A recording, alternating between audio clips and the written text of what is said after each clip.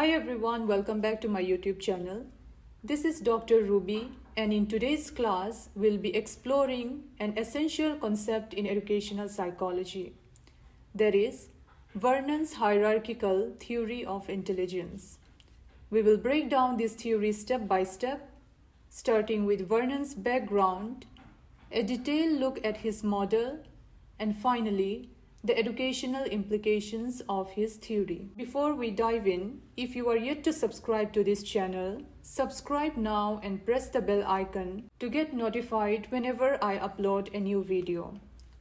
I have covered many important topics in educational psychology, which I have linked in the description below. You will also find playlist on educational philosophy, where I have covered both the Indian and Western philosophies, playlist on government educational schemes and policies, and daily MCQs. Now, let's get started with today's class. Philip Ewart Vernon was a British psychologist who made a significant impact in the field of intelligence research. His work became especially notable for attempting to reconcile the two dominant views on intelligence at the time, Spearman's G-factor theory and Thurston's multiple factors theory. Vernon was born in the UK and completed his education at the University of Cambridge, where he earned his PhD. He went on to teach and research at the University of London, becoming one of the most respected figures in the study of intelligence. He focused on understanding how both general intelligence and specific abilities consist within the human mind. In 1950, Vernon proposed his hierarchical theory of intelligence, which builds on the idea that intelligence is structured in layers. According to Vernon, the general intelligence sits at the top of the hierarchy, followed by broad group factors, and finally, more specialized abilities at the bottom. His theory basically offered a bridge between the two leading schools of thought on intelligence, acknowledging both general cognitive abilities and specific measurable skills. Now, let us understand Vernon's hierarchical model. So, as the name suggests, this theory is layered, hierarchical structure that describes intelligence in different tiers. At the very top, we have the general intelligence. This is the overarching ability that influences all cognitive tasks. However, Vernon argued that it is not just general intelligence that determines our mental capabilities. Beneath the general intelligence, he identified two major group factors, which are verbal or educational ability and practical or mechanical ability. The verbal ability, represented with the letter V, is a factor which includes abilities related to language, reasoning, and academic learning. People with strong V abilities typically excel in verbal tasks, reading, writing, and formal education settings. For example, imagine that a student who is great at writing essays, participating in debates, and understanding complex text in subjects like history and literature. Their strong performance in these areas show their V abilities. The practical ability, represented by the letter K, is the ability which involves spatial, mechanical, and practical problem-solving skills. Those with high K abilities are often good at hands-on tasks, such as building things or navigating physical environments. For example, think of someone who can assemble a complex piece of furniture without much difficulty, or a person who can easily fix mechanical devices. Their skill in these areas reflect their K abilities. So these broad group factors, which are V and K, can be further divided into minor group factors and specific abilities. For example, under V, you might find more detailed abilities like vocabulary and reading comprehension. Similarly, under K, you might find spatial awareness and technical reasoning. By organizing intelligence in this way, Vernon's model explains why some individuals might excel in certain areas while facing challenges in others.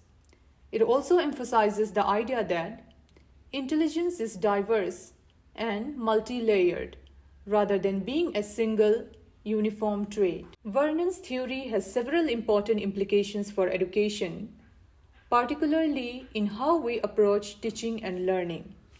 Let us understand them one by one. Tailored learning methods. Since students have different abilities under V and K, teachers should tailor their methods to meet the diverse needs. Some students might excel in academic subjects, while others might thrive in practical tasks. Understanding these differences allows educators to design lessons that cater to each student's strengths. For example, a teacher might use project-based learning for students with strong K abilities, allowing them to demonstrate their skills through practical assignments, while providing discussion-based tasks for those with strong V abilities. Point number 2, multifaceted assessment. Education systems should not rely solely on one type of assessment, such as written exams. Instead, teachers should incorporate a variety of evaluation methods, from written tests to hands-on projects, to capture a fuller picture of each student's abilities. Let's take an example. In a science class, a teacher should include both a traditional written test and a hands-on experiment project.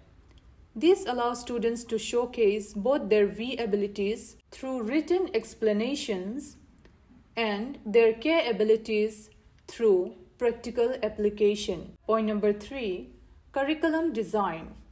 A balanced curriculum should address both V and K skills. While verbal or educational abilities are often emphasized in academic settings, practical or mechanical skills are just as important in preparing students for the real world. For example, schools should implement workshops, labs, or technical education alongside traditional classroom instruction, ensuring that both types of intelligence are nurtured. Point number 4, career guidance. Teachers and counselors should help students choose career paths that align with their specific strengths. Students with high V abilities might excel in professions that involve communication or academic work, while those with high K abilities might be better suited for careers in technical or mechanical fields. For example, a student who excels in hands-on tasks like woodworking might be encouraged to pursue a career in carpentry or engineering, while a student with strong verbal skills might be steered towards career in law of education. Point number 5, inclusive education. Vernon's theory supports the idea of inclusive education, where students with different cognitive profiles can all find success. By recognizing that intelligence comes in different forms, educators can create a more supportive learning environment that values all types of abilities. For example, in a diverse classroom, students might be grouped based on their abilities for certain tasks, allowing each group to focus on what they excel at. This fosters confidence and reduces feeling of inadequacy. Now coming to the last point, development of teaching strategies. Teachers can use Vernon's theory to implement differentiated teaching strategies. For example, they can offer a mix of theoretical instruction and hands-on learning to engage students with different strengths. A science teacher, let's say, might explain a concept verbally and then have students work on a practical experiment catering to both V and K abilities in the same lesson. So that was all on today's class on Vernon's hierarchical theory of intelligence. I hope you liked the video. Please let me know in the comment section if you have any questions regarding this theory. Like, subscribe and share. Thank you for watching and see you in the next class.